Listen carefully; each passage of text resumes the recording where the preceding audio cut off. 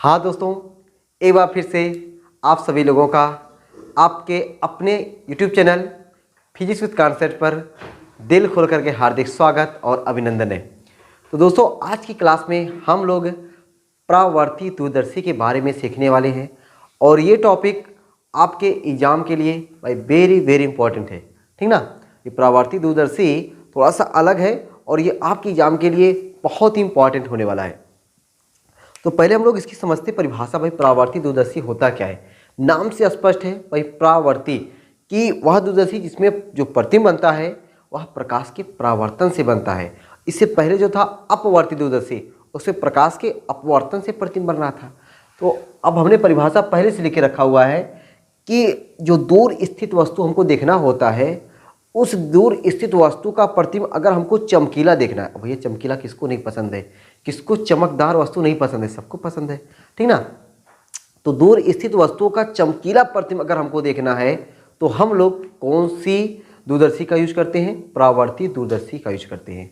अच्छा, इससे पहले जो हमने लोग सीखा हुआ था खगोलीय दूरदर्शी, खगोलीय दूरदर्शी में दूर स्थित वस्तु का प्रतिबिंब तो बनता था लेकिन वह चमकीला कम बनता था। इसका अच्छा, अगर उसमें उससे अगर हमें चमकीला प्रतिबिंब प्राप्त करना होता तो हमें अभिदिश्यक लेंस की फोकस दूरी को बढ़ाना पड़ता। तो अभिदिश्यक लेंस की फोकस दूरी को जैसे ही बढ़ाया गया तो क्या देखा गया कि उसमें गोली विपतन का दोष पाया गया। गोली विपतन एक प्रकार का दोष होता है, वह दोष उसमें पाया जा रहा था, ठीक है। तो उस दोष अब मतलब कहने का मतलब सही से नहीं हो पा रहा उससे, तो उस दोष को कम करने के लिए और प्रतिबिंब चमकीला प्रतिबिंब देखने के लिए तो क्या बनाया गया? परावर्ती दूरदर्शी बनाया गया। अब इस परावर्ती दूरदर्शी में जो अभिदिश्यक लेंस है, अभिदिश्यक लेंस को हटा दिया जाता है, उसको दरकिनार कर दिया जाता है। उसकी जगह यहाँ पे एक दर्पण लगाया जाता है। और दर्पण कौन सा? अवतल दर्पण भी लगा सकते हो या परवलयाकार दर्पण लगा जा सकता है। तो जो हम लोग सीखने वाले हैं उसमें अवतल दर्पण लगा रहेगा। क्या लगा रहेगा? अवतल दर्पण लगा रहेगा। तो वो चीज़ हमने पहले से लिख रखा हुआ है कि परावर्ती दूरदर्शी में अभिदिश्यक लेंस के स्थान पर बड़की फोकस दूरी और बड़के द्वारा का एक अवतल दर्पण लगा होता है। कोई पूछे परावर्ती दूरदर्शी बता लोगे ना? परावर्ती दूरदर्शी वह दूरदर्शी होता है जिसके द्वारा दूर स्थित वस्तुओं का चमकीला प्रतिबिंब देखा जाता है और इस दूरदर्शी में अभिदिश्यक लेंस के स्थान पर बड़की फोकस दूरी और बड़के द्वारा का एक क्या अवतल दर्पण लगा होता है, ठीक ना। उसकी जगह पे हम लोग परवलयाकार दर्पण भी लगा सकते हैं, ठीक। ये हमने आपको परिभाषा के रूप में पहले लिख दिया हुआ है। अब दोस्तों हम लोग देखते हैं इसकी रचना क्या होती है। अब ये इसकी रचना, अभी इससे पहले हमने खगोलीय दूरदर्शी के बारे में पढ़ा, इससे पहले हमने संयुक्त सूक्ष्मदर्शी के बारे में पढ़ा। क्या कहीं रचना हमने लिखा था? नहीं। रचना आपको लिखना नहीं है, रचना आपको फिगर के माध्यम से समझने की जरूरत है कि फिगर से आप रचना को समझ सकते हो, फिगर से आप रचना को बढ़िया से याद कर सकते हो, ठीक ना। चलिए, तो हम लोग फिगर बनाते चलते हैं और रचना को आपको बोलते चलते हैं, वहाँ से आपको रचना लिखना है। तो रचना क्या होता है भाई? इसमें बड़ी फोकस दूरी एवं बड़े द्वारक का एक अवतल दर्पण होता है जो अभिदिश्यक लेंस के स्थान पर प्रयोग किया जाता है। ये देखो भाई, ये हमने क्या ले लिया? बड़ी फोकस दूरी एवं बड़े द्वारक का ये क्या हो गया? अवतल दर्पण हो गया। अवतल दर्पण ना, वह दर्पण जिसके उभरे हुए तल पे कलाई की जाती है अवतल, जिसके दबे हुए तल पे कलाई की जाती है उत्तल, जिसके उभरे हुए तल पे कलाई की गई है, तो ये क्या है? अवतल दर्पण है। ये कोई अवतल दर्पण है और इसके ध्रुव को हमने ध्रुव पी ना लिख करके ओ लिखा। क्यों? क्योंकि ये अभिदृश्यक लेंस का काम कर रहा है, ठीक ना। अभिदृश्यक लेंस का काम कर रहा है तो भाई फिगर थोड़ा नीचे ना बन जाए, ठीक है ना। इसके लिए मुझे थोड़ा ऊपर बनाना पड़ेगा, ठीक है ना। इसको मिटाता हूँ भाई। ये परिभाषा में साइड हो गया, परिभाषा पहले लिख लो क्योंकि अभी नीचे थोड़ा बड़ा फिगर बनाना है तो इसके लिए जगह थोड़ा अच्छा चाहिए। तो मिटा दे इसको, चलो मिटा देते भाई इसको, क्योंकि हमें जगह अच्छा चाहिए ना। तो जगह अच्छा चाहने के लिए इसको हमें मिटा देना पड़ेगा। इसको हमने इसलिए लिख दिया, नहीं तो हम खुद इसको बोल देते ना, तो बोलने थोड़ा मज़ा कम आता है। थोड़ा पहले लिख दो, थोड़ा तुम लोग को मज़ा रहता है ना। चलो, ये हमने क्या बना दिया भाई? बड़ी फोकस दूरी एवं बड़े द्वारक का ये या अवतल दर्पण हो गया ना। ये क्या है? बड़ी फोकस दूरी एवं बड़े द्वारक का अवतल दर्पण। इसका ध्रुव पी होता है लेकिन हम लोग ओ लिख दिए। क्यों? क्योंकि ये अभिदिश्यक लेंस का काम कर रहा है। इसका ये क्या हो गया? इसका ये मुख अक्ष हो गया, ये मुख अक्ष हो गया बड़ा सा। बड़ी फोकस दूरी है ना, बड़ी फोकस दूरी एवं बड़े द्वारक का। तो पहले हमने क्या, पहली लाइन हमने क्या बताया? इसमें बड़ी फोकस दूरी एवं बड़े द्वारक का एक अवतल दर्पण होता है, ठीक है, जो अभिदिश्यक लेंस के स्थान पर प्रयोग किया जाता है। इतना लिखोगे आपकी 1.5-2 लाइन हो गई। इसके मुख अक्ष पर, ये जो दर्पण है, दर्पण के मुख अक्ष पर इसके फोकस से कुछ पहले, मान लेते इसका फोकस यहाँ पे कहीं है, इसके फोकस को मैं नहीं दे रहा हूँ एफ ओ, इसके फोकस से कुछ पहले, मुख अक्ष पर ही फोकस से कुछ पहले एक समतल दर्पण को मुख अक्ष के साथ 45 अंश के कोण पर झुका कर रख दिया जाता है। ये देखो भाई समतल दर्पण हो गया, ये क्या है, कोई समतल दर्पण है। दूसरी लाइन अब क्या लिखोगे कि अवतल दर्पण के फोकस से कुछ पहले, फोकस से कुछ पहले किसी समतल दर्पण को मुख अक्ष से 45 अंश के कोण पर झुकाकर रख दिया जाता है।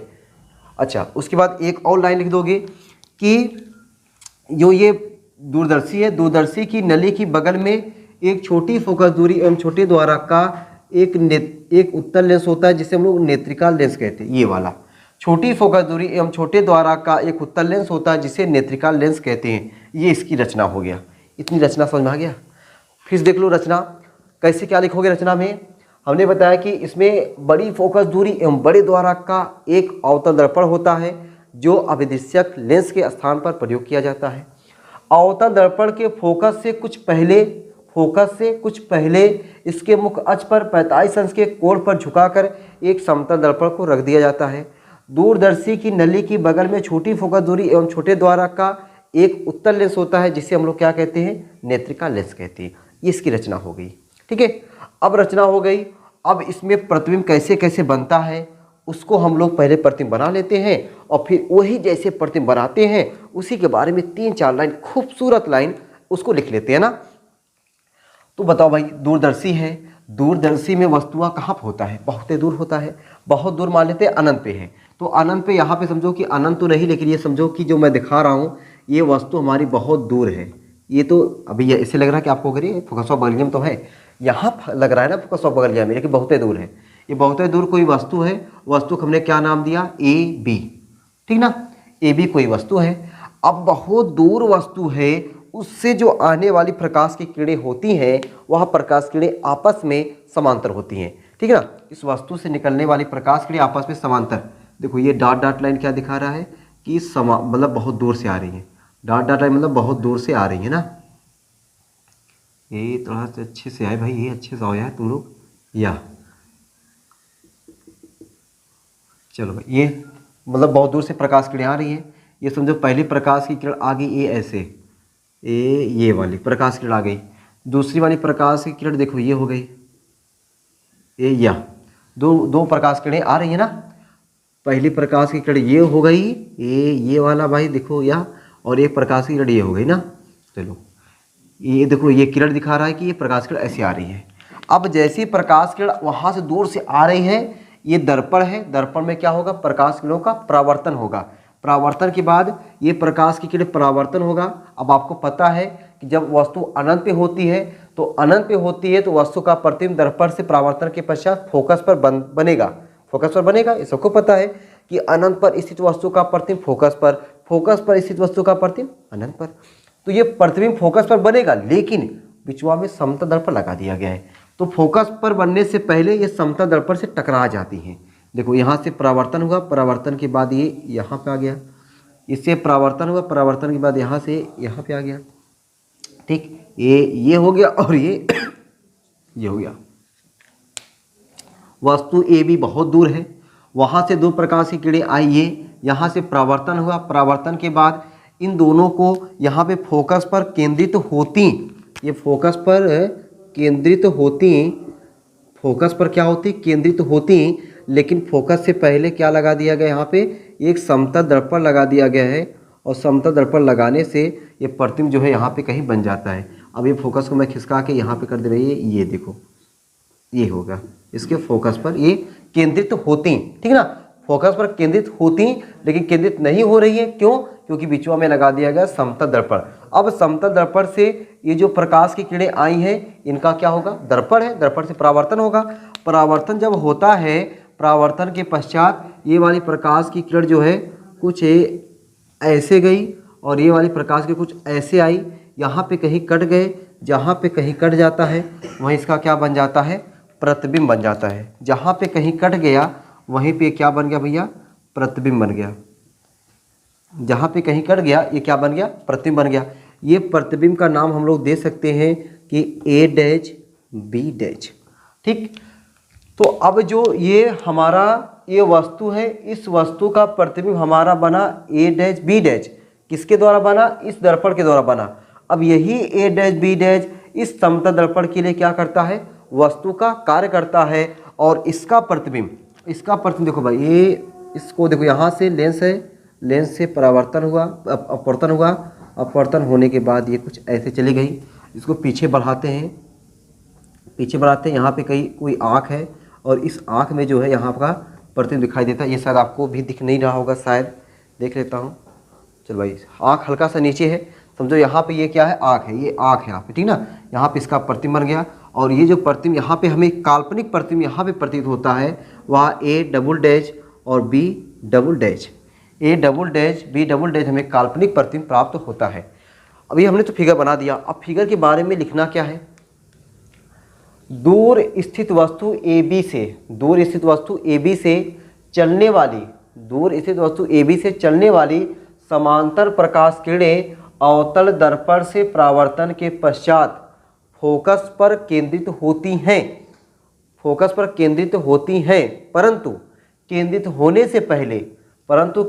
से पहले समतल दर्पण पर गिरती हैं।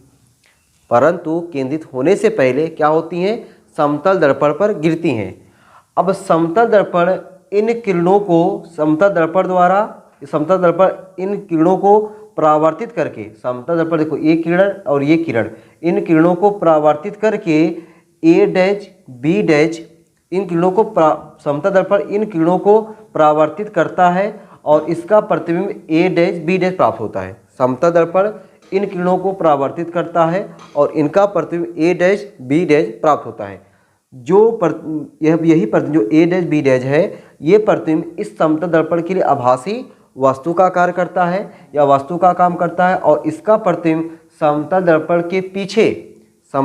के पीछे इसी आकार का, मतलब जितना बड़ा ये वस्तु है इतने ही बड़ा ये प्रतिबिंब है, इसी आकार का काल्पनिक प्रतिबिंब बनता है। जो प्रतिबिंब ए डैश बी डैश है जो इसके द्वारा बना और यही प्रतिबिंब इस समतल दर्पण के लिए आभासी वस्तु का काम करता है और इसका प्रतिबिंब समतल दर्पण के पीछे इसी आकार का A double dash B double dash बनता है, ठीक ना।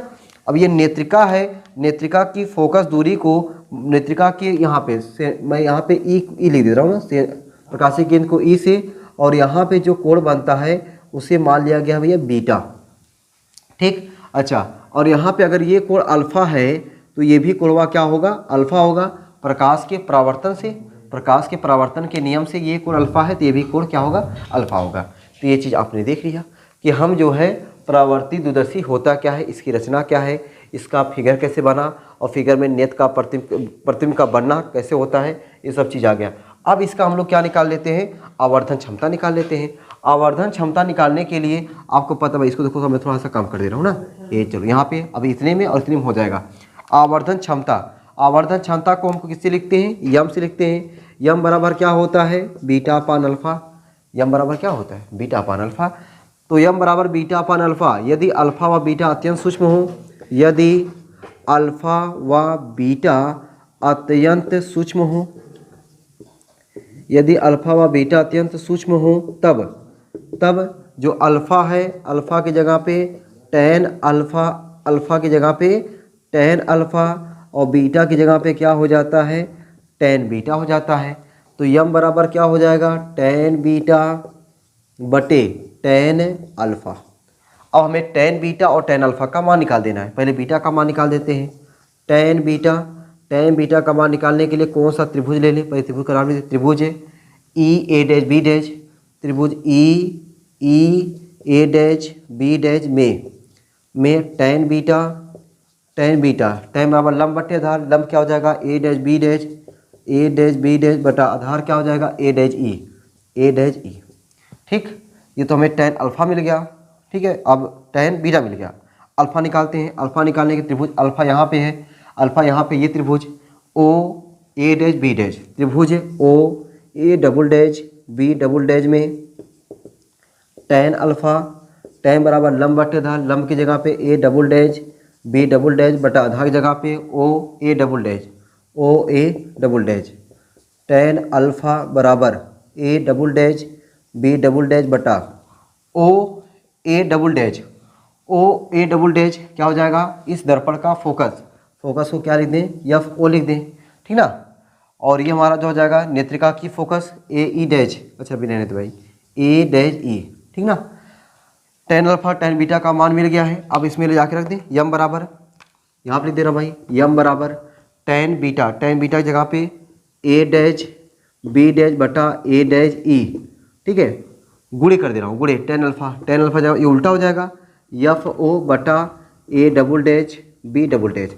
अभी हमने क्या बताया कि ये जो प्रतिबिंब बना हुआ है, ये प्रतिबिंब इसके द्वारा, ये प्रतिबिंब इसके लिए भासी वस्तु का काम करता है, और इसका जो प्रतिबिंब बनता है ये जो है क्या है, काल्पनिक होता है और इसी के आकार का बनता है।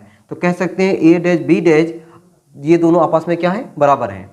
तो हम यम बराबर लिखेंगे, यम बराबर ए डैश बी डैश बटा ए डैश ई, ए डैश ई क्या हो जाएगा, नेत्रिका की फोकस, नेत्रिका की फोकस क्या हो जाएगा, एफ ई गुणे F O upon A double dash B double dash की जगह पे ए डैश बी डैश। भैया मेरे ए डैश बी डैश बराबर है ए डबल डैश के बी डबल डैश के, तो ये वाला तो आपस में चल बसे, क्या हो जाएगा, F O upon F E, F O upon F E. ये हमारा क्या आ गया, परावर्ती दूरदर्शी की आवर्धन क्षमता का सूत्र, ठीक ना। परावर्ती दूरदर्शी की आवर्धन क्षमता का सूत्र ये रहा। तो आपने देखा भाई, जिस तरीके से हमने खगोलीय दूरदर्शी पढ़ा, जिस तरीके से संयुक्त सूक्ष्मदर्शी पढ़ा, उसी तरीके से आपका क्या है, ये परावर्ती दूरदर्शी की आवर्धन क्षमता भी कुछ उसी तरीके से निकाला गया है, ठीक है। उम्मीद करता हूँ कि आप सभी लोगों को ये टॉपिक एकदम समझ में आ गया होगा। इसको बढ़िया से तैयार कर लीजिएगा, ये एग्जाम में आपके लिए छप सकता है और आपको कम से कम 4 से 5 नंबर दिला सकता है, ठीक ना। तो चलते हैं, फिर मिलते हैं अगली वीडियो में। आप लोग ऐसे ही हंसते रहे, मुस्कुराते रहे, पढ़ाई लिखाई शानदार ज़बरदस्त तरीके से करते रहें। चलो भाई, सबको बाय बाय।